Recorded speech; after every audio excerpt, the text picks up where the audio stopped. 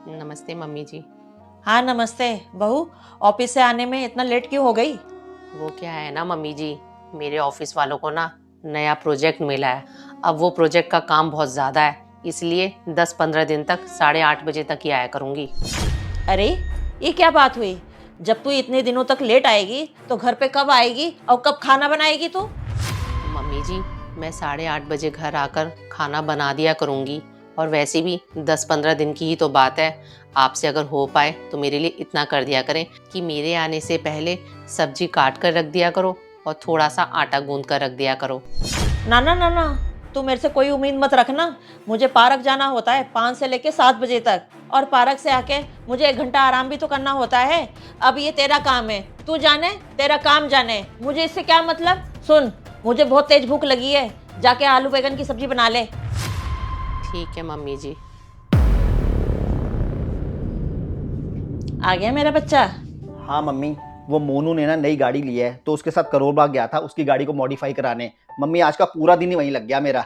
चल कोई बात नहीं, ये बता मेरे बच्चे ने खाना खाया कि नहीं? हाँ मम्मी, मोनू और मैंने वो जो करोल बाग में अमृतसरी नान वाला है ना, उससे अमृतसरी नान खा लिए थे। अच्छा किया बेटा। चल ये बता, ऊपर वाले भाई साहब ने तेरी नौकरी की बात की थी, क्या हुआ उसका? मम्मी, वो जो भाई साहब ने नौकरी बताई थी, वो नौकरी तो ठीक थी, लेकिन वो लोग ना कम सैलरी दे रहे थे, 30,000 रुपये दे रहे थे। बताओ, मैं 30,000 में थोड़ी नौकरी करूंगा। पहले वाली कंपनी में नौकरी करता था तो वहाँ 40,000 रुपये मिलते थे। अब मम्मी, कम से कम जब तक मुझे 50,000 रुपये वाली नौकरी नहीं मिलेगी ना, तब तक मैं नौकरी नहीं करूंगा।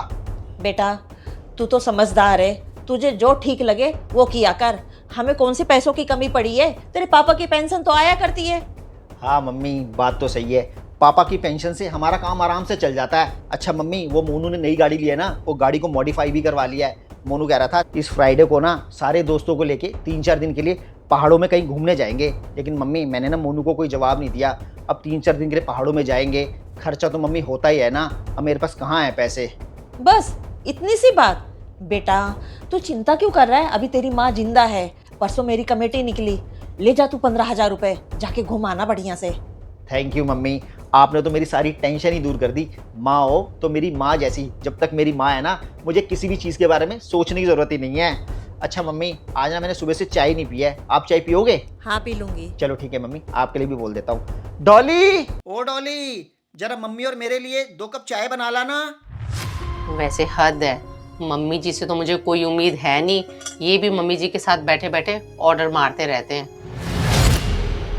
सही कह रहे हो मम्मी, आजकल की रिश्तेदारी ना ये मतलब लो की हो गई चाय। है। फालतू की रिश्तेदारी में तो पढ़ना ही नहीं चाहिए। हाँ बेटा, मुझे जिंदगी का तजुर्बा बहुत है, मेरे सफेद बाल ऐसे थोड़ी ना हुए। हाँ, वो एक मिनट सुनो, आज खाने में क्या बना रही हो? खाने में आलू बैंगन की सब्जी बना रही हूँ। ओहो, आलू बैंगन भी कोई खाने की चीज़ है क्या? मुझे नहीं खाने आलू बैंगन। अभी ना 9 ही बजे हैं, सामने वाली दुकान खुली होगी। ऐसे करो, पनीर ले आओ और मेरे लिए पनीर की भुर्जी बना दो। आलू बैंगन तुम ही खाना। जा बहू, जाके पनीर ले आ, मेरे बच्चे को भूख लगी है बहुत तेज। सुबह का निकला, अब आया है मेरा बच्चा। जा जाके बना दे पनीर की भुर्जी। वाह मम्मी जी वाह, आप लोगों के तो बढ़िया ठाट हैं। बैठे बैठे मुझे ऐसे ऑर्डर देते रहते हो जैसे कि मैं इस घर की बहू ना हूँ, इस घर की नौकरानी हूँ। एक तो मैं बाहर जाके नौकरी करूँ, ऊपर से आप दोनों की उल्टी सीधी फरमाइशें पूरी करूँ। मुझसे नहीं होता इतना। ओ एक्सक्यूज मी, ये तुम बात कैसे कर रही हो? नौकरी करने लग गई हो तो इसका मतलब ये थोड़ी कि तुम हमारी बात ही नहीं मानोगी। मैं तुम्हारी गलतफहमी दूर कर देता हूँ। ये घर, मम्मी को जो पापा की पेंशन मिलती है ना, उस पेंशन से घर चलता है, ना कि तुम्हारे नौकरी करने से। इसलिए अपनी नौकरी की धौंस देने की बिल्कुल जरूरत नहीं है।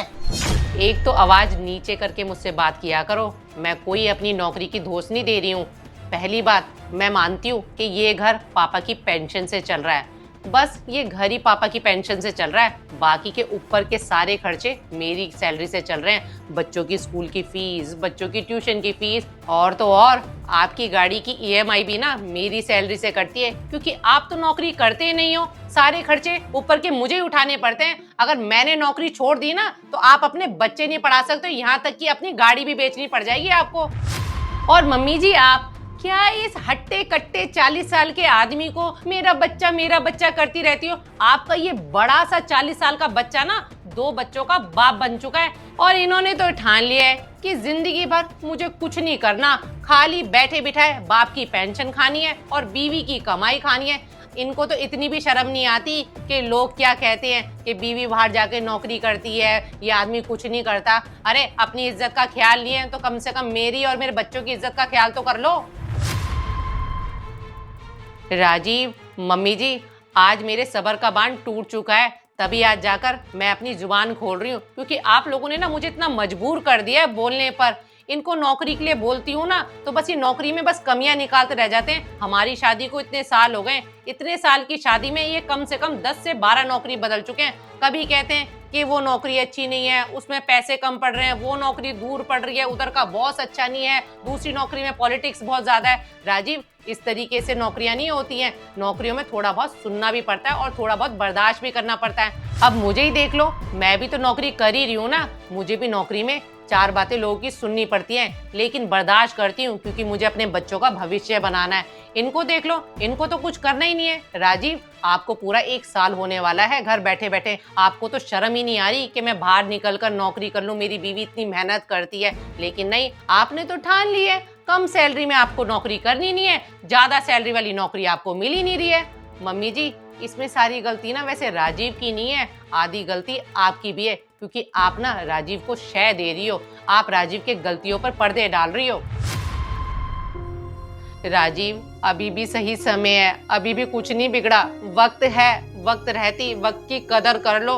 अगर आपको कम सैलरी में नौकरी मिल रही है कर लो, दूर नौकरी मिल रही है कर लो, लेकिन अपने माथे ये कलंक मत लगने दो कि आपने जिंदगी भर कुछ करना ही नहीं है। अगर आपको कुछ करना ही नहीं है ना तो घर रहकर आपको वो सारे काम करने पड़ेंगे जो मैं करती हूँ। अगर नहीं कर सकते हो ना तो मैं अकेली इतनी हिम्मत रखती हूँ, ले जाऊंगी दोनों बच्चों को, बना लूंगी उनका भविष्य, रह लूंगी उनके साथ कहीं भी अकेले। मम्मी जी, फिर पुचकारती रहना अपने 40 साल के इतने बड़े बच्चे को।